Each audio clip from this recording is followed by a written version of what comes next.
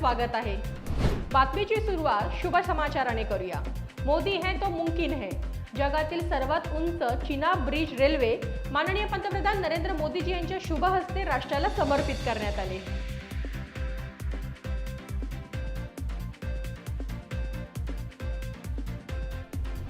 विकसित भारताचा अमृतकाळ, सेवा, सुशासन आणि गरीब कल्याणाची 11 वर्ष। भारताची विकास गाथा माननीय पंतप्रधान नरेंद्र मोदीजी यांच्या सरकारच्या नेतृत्वात 45,900 किलोमीटरचा 4 पदरी महामार्गाचा विस्तार झपाट्याने झाला।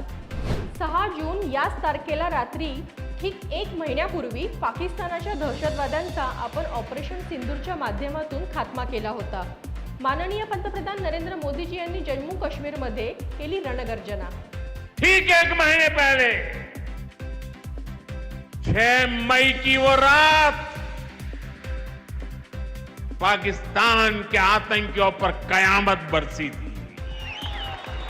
अब पाकिस्तान कभी भी ऑपरेशन सिंदूर का नाम सुनेगा तो उसे अपनी शर्मनाक शिकस्त याद आएगी।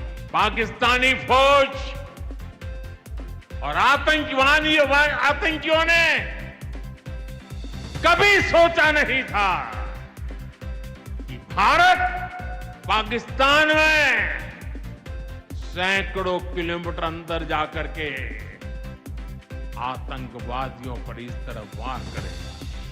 12 माओवाद्यांनी केलेल्या आत्मसमर्पणाबद्दल माननीय मुख्यमंत्री देवेंद्रजी फडणवीस यांनी गडचिरोलीमध्ये माध्यमांना काय माहिती दिली ते ऐकूया। करीब 12 ऐसे माओवादियों ने यहाँ पर आत्मसमर्पण किया है जिन पर 1 करोड़ से भी ज्यादा इनाम रखा हुआ था।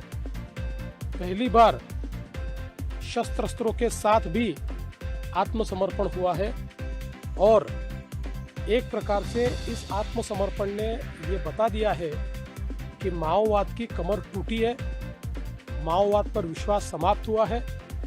अब वो लोग मुख्य धारा में आना चाहते हैं। भारत रत्न डॉक्टर बाबा साहेब आम्बेडकर जी ने जो संविधान तैयार किया उस संविधान को उन्होंने स्वीकारा है और माओवाद को आज नकारा है। मैं ऐसा मानता हूँ एक बहुत महत्वपूर्ण इस प्रकार की घटना है। अभी महाराष्ट्र में बहुत कम माओवादी बचे हैं, उनको भी मैं अपील करना चाहता हूँ कि वे लोग तुरंत आत्मसमर्पण कर दे। हमारी आत्मसमर्पण की नीति के तहत हम उनको मुख्य धारा में लाएंगे, उनको पुनर्वसित करेंगे। अगर वो आत्मसमर्पण नहीं करते तो उनके ऊपर कार्रवाई होगी।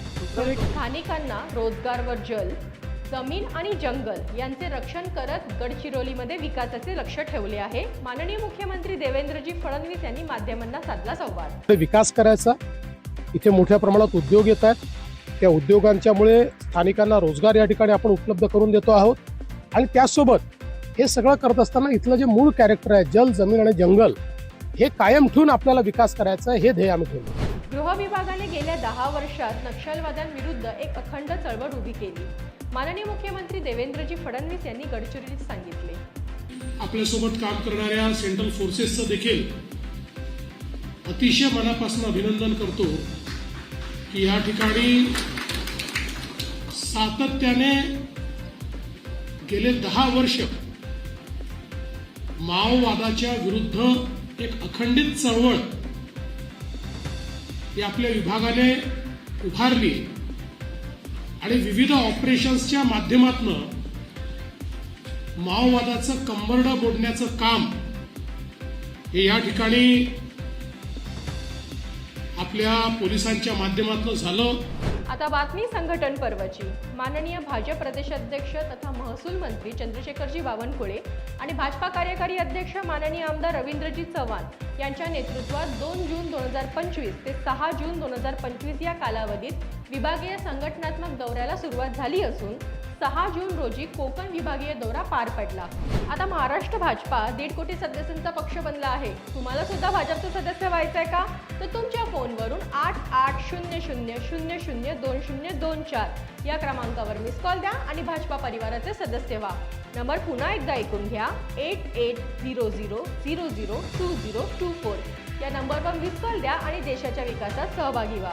आजच्या बातम्यांमध्ये इथेच घेऊया विराम। उद्या पुन्हा भेटूया नव्या बातम्यांसह। पाहत रहा आपली बातमी, आपल्या पक्षाची बातमी। धन्यवाद।